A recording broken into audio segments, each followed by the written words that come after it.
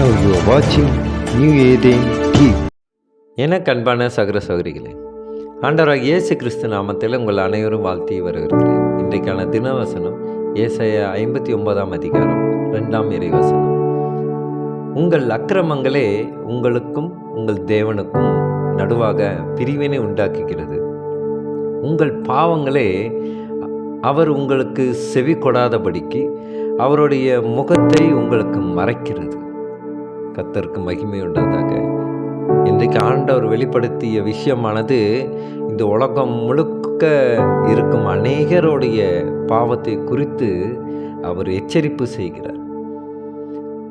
ஆண்டவருக்கும் நமக்கும் உள்ள இடைவெளி எதற்காக வருகிறது என்றால், நாம் செய்யும் பாவங்களே அவரிடம் போவதற்கான வழியை தடை செய்கிறது. ஆம் பிரியமானவர்களே, இன்றைக்கு பாவம் என்ற இந்த ஜீவநல வார்த்தைக்கு எதெல்லாம் அர்த்தப்படுத்தும்? பொதுவாக பாவம் என்று சொன்னால் நாம் நினைப்போம், விபச்சாரம் செய்வது பாவம், மற்றவர்களை பழிவாங்குவது பாவம், கொலை செய்வது பாவம் என்று. ஆனால் அடிப்படையான ஒரு பாவம் ஒன்று இருக்கிறது. அது என்னவென்றால், கடவுளுடைய வார்த்தைக்கு செவி கொடாமல் இருந்தால் அதுதான் மிகப்பெரிய ஒரு பாவமாக ஆண்டவர் இன்றைக்கு நமக்கு வெளிப்படுத்துகிறார். கர்த்தருக்கு மகிமை உண்டாதாக. மிகப்பெரிய பாவம் எது என்றால், கடவுளோட வார்த்தை அறிந்தும் அறியாதவர் போல நாம் செயல்படுவது தான் பாவம் என்று ஆண்டவர் இன்னைக்கு வெளிப்படுத்துகிறார்.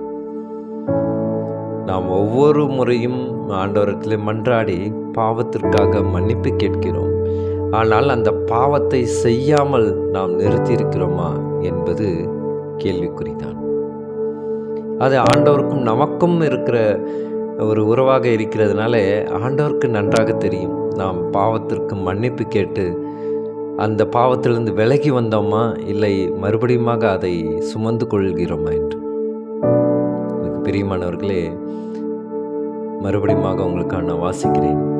உங்கள் அக்கிரமங்களே உங்களுக்கும் உங்கள் தேவனுக்கும் நடுவாக பிரிவினை உண்டாக்குகிறது. உங்கள் பாவங்களே அவர் உங்களுக்கு செவி கொடாதபடிக்கு அவருடைய முகத்தை உங்களுக்கு மறைக்கிறது. கர்த்தருக்கு மகிமை உண்டாதாக. இன்றைக்கு அநேக பேரோட பாவத்துக்காகவும், அவர்கள் தெரிந்து செய்த பாவத்துக்காகவும், தெரியாத செய்த பாவங்களுக்காகவும் நாம் ஜெபிப்போம். ஸ்தோத்திரம் கர்த்தாவே, துதிக்கிறோம் எங்கள் அன்பு நேசரே. அப்பா, நாங்கள் பாவத்திலிருந்து விலகி வர வேண்டும் என்பது உம்முடைய சித்தமாக இருக்கிறது ஆண்டவரே.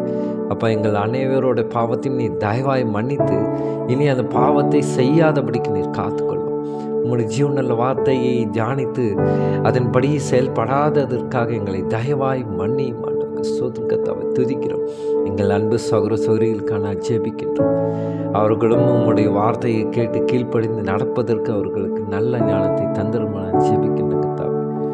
உமக்கு சித்தம் இல்லாத காரியத்தை எதை செய்தாலும் அவர்களை தயவாய் மன்னித்து அவர்களை நித்திய வாழ்விலே நீர் பயணிக்க ஒரு உறுதுணையாக இருந்து வழி நடத்துவீர் என்று விசுவாசிக்கிறோம் கர்த்தாவே. துதிக்கிறோம் இயேசு மூலமாய் ஜெபிக்கின்றோம் நல்ல பிதாவே. ஆமென், ஆமென்.